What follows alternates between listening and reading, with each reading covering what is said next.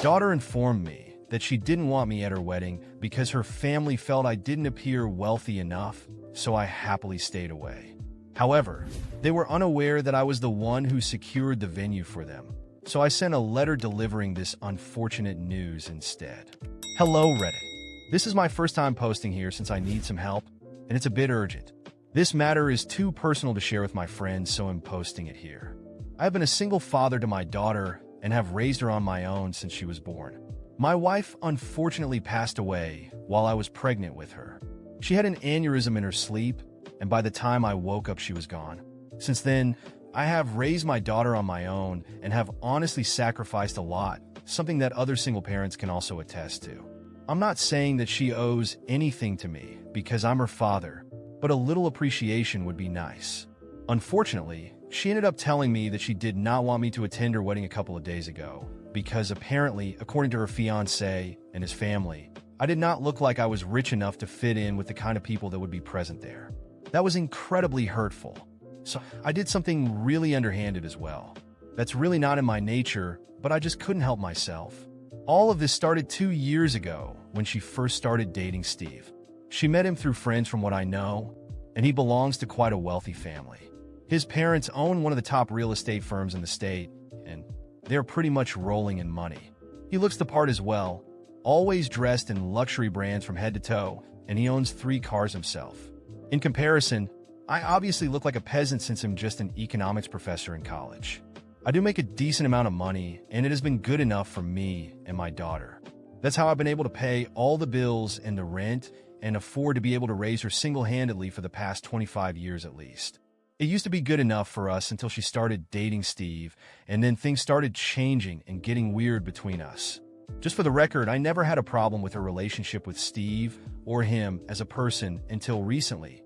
Even though after the first time we met, my daughter called me up later on to tell me that I needed to start changing certain things about my house so that it looked better. She had said that the fact that most of the furniture in my house looked really old was pretty embarrassing for her since she had been to Steve's parents' mansion, and it was crazy how beautiful and shiny everything was. She wanted me to at least put an effort into making my home look better. We had a fight after the first meeting because I did not think that there was anything wrong with the way my house looked. The fact that certain things were really old just meant that they had character. I did not want a shiny, glamorous lifestyle like Steve or his parents because I knew that I could not afford it and I wanted to live within my means. I was perfectly happy with how my life was and did not have any complaints, so she had no reason to be complaining about it either. Some of the things that she wanted me to replace, like some furniture and stuff, had actually been picked out by my late wife, and I really valued them. We got into a fight back then, and I told her that if she was so embarrassed of me, then maybe she shouldn't have introduced me to her rich boyfriend in the first place. She realized that she was being a jerk and apologized to me later, and we were able to patch things up. But after that, she never brought Steve over to my place, and I only met him a handful of times. I met his parents once when they got engaged, and I attended the party that they threw. Even then, my daughter had a lot to say about the way that I was dressed, and she said that it was an engagement party, so I should have put more effort into how I dressed. But according to me, I was dressed perfectly fine, and not stupid. I could tell that her real problem was the fact that I was not dressed in luxury brands and was just wearing things that I could afford. But I guess she was too afraid to say it anyway. I try not to mind that. And even though she had started being very distant from me ever since she had introduced Steve to me, I still tried to keep in touch with her. But then 3 days ago, she visited me and told me that after Steve and his parents had met me at the engagement party, they did not think that I would fit in with the crowd that would be present at their wedding, since it would be mostly their friends and other business associates who worked with his parents, but none of her family members. Since Steve's parents were funding most of it, she thought that it would be better for her to respect their wishes. She even said that she would have a private ceremony later on, and I would be invited to that. But for now, she just wanted me to understand where she was coming from, because ultimately she did not want me to feel out of place.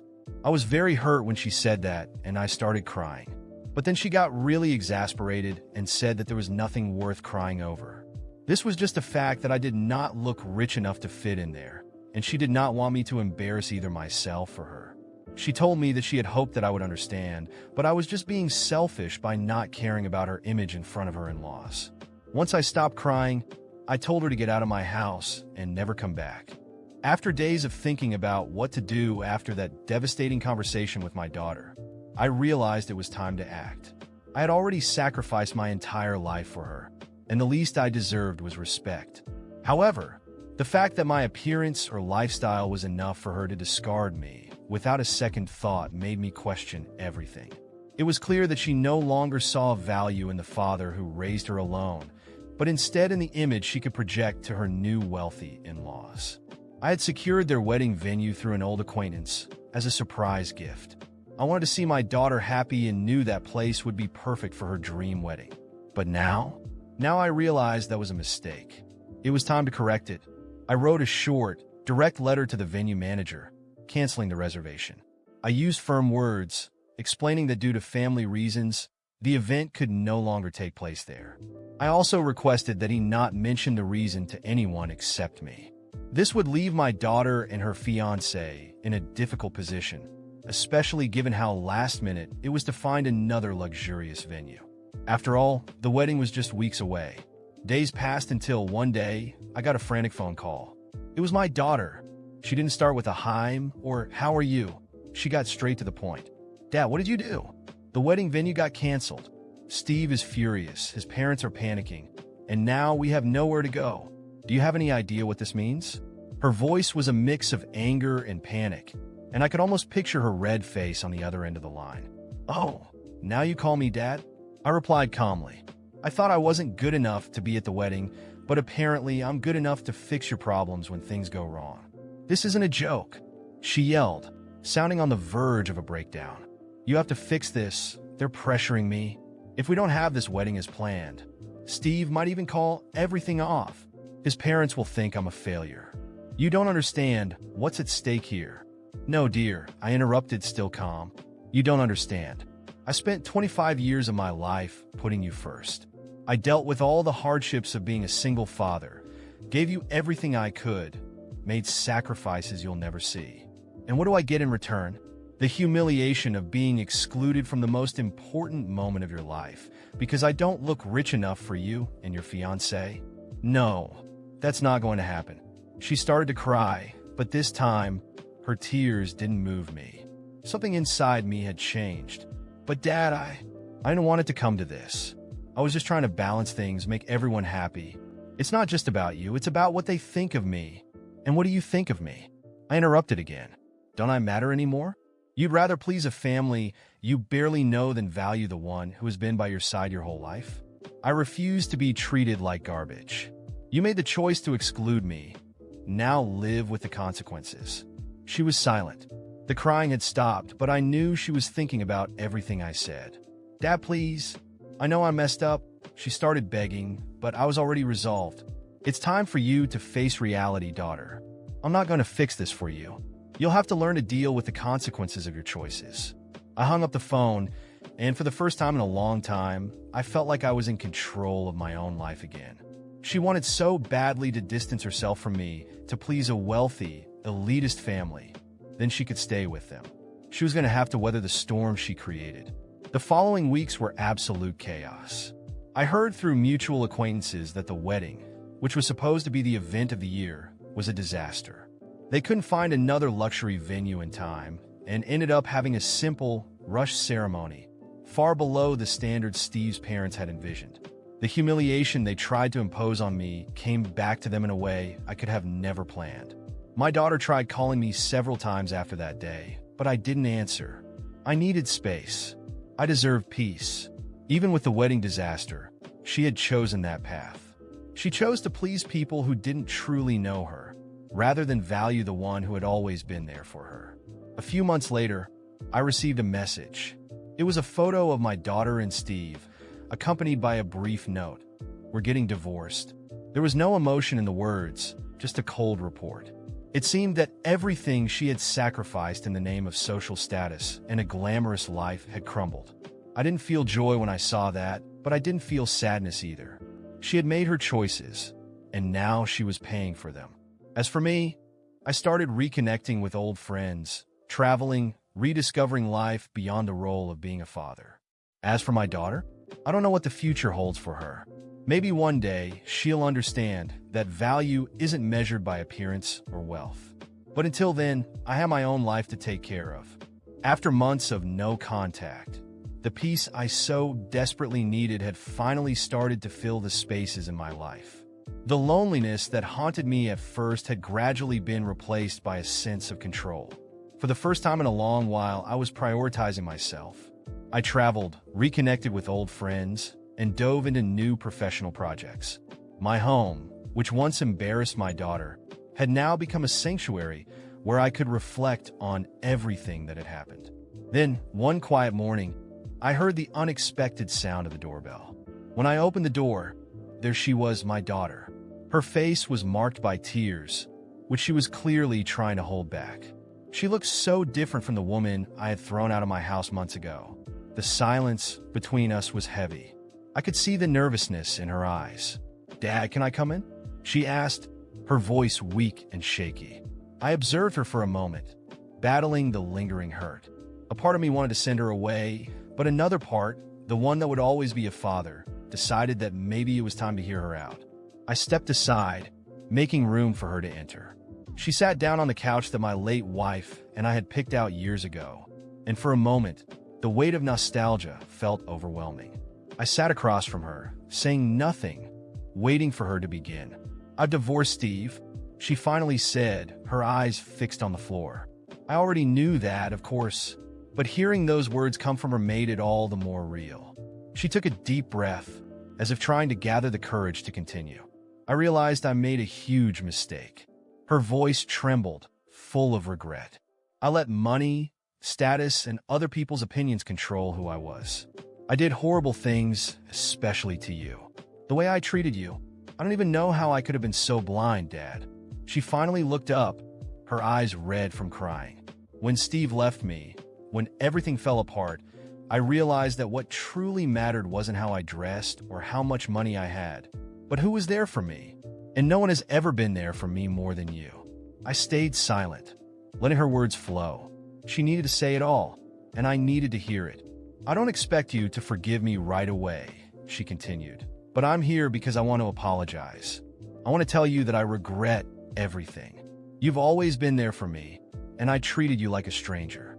I was ungrateful. I didn't know how to appreciate the man who sacrificed so much for me. Dad, please forgive me.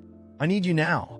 I need you to teach me how to be strong, to be independent, to not rely on anyone but myself. I want to learn how to make money on my own, to become someone you can be proud of, not for my wealth, but for the person I can become." I saw the sincerity in her words. She wasn't trying to fix things for superficial reasons. She was genuine, and that touched something deep inside me. The hurt was still there, alive, but my love for her, the same love that made me raise her alone all these years, was stronger. "I forgive you," I said after a long pause. She sighed, as if a mountain had been lifted off her shoulders. "But know that forgiveness doesn't erase the pain you caused. We'll have to work on that. Now, as for teaching you about money, business, and independence, I can do that. But you have to be ready to learn that life is more than wealth and status. It's about doing things with integrity and knowing how to value the people who stand by your side, no matter the situation." She nodded, her eyes shining with gratitude. Over the next few weeks, we started reconnecting, slowly rebuilding the relationship she had nearly destroyed. I taught her everything I knew about finances, investments, and business. I showed her how to manage money smartly, live within her means, and, most importantly, how to build a solid and stable life without depending on others. She followed my advice, and soon she opened her own small business. It wasn't anything grand at first, but it was hers, and she built it with dedication and humility. I could see she was changing, finally letting go of the illusion that money and status were everything. Today, things are better than I could have imagined. My daughter and I have reconnected, and now she not only respects me as her father, but also as her mentor. She realized that true friends are your parents, the ones who support you even when the rest of the world turns its back on you. "Thank you, Dad," she said one day with a genuine smile. "If I've learned anything, it's that money comes and goes, but family is what really matters." And I'll never forget that again. Seeing my daughter grow, not just as a person but also as a professional, was the greatest reward I could have asked for. She finally understood that it's not money that defines who we are, but strength of character, and I couldn't be more proud. After teaching my daughter everything I could and watching her grow both as a person and a professional, I knew it was time to let her follow her own path. It was her time to shine. Over time, she truly became a self-made woman, independent, and most importantly, no longer seeking to impress anyone. She built her own business from the ground up, something she could be proud of, free from the need to rely on others or the pressure to conform to others' expectations. Months turned into years, and I watched from a distance as she embarked on her journey of maturity. My daughter not only achieved financial independence, but also emotional strength. She stopped trying to please people who didn't matter and began to focus on what truly made sense in her life, her own happiness and fulfillment. Then, one day, she came to my house looking a bit nervous but with a different light in her eyes. It was the kind of happiness that comes when you truly find peace within yourself. She told me she was in a serious relationship. At first, I was cautious, remembering everything that happened with Steve, but she quickly reassured me. This time, it was different.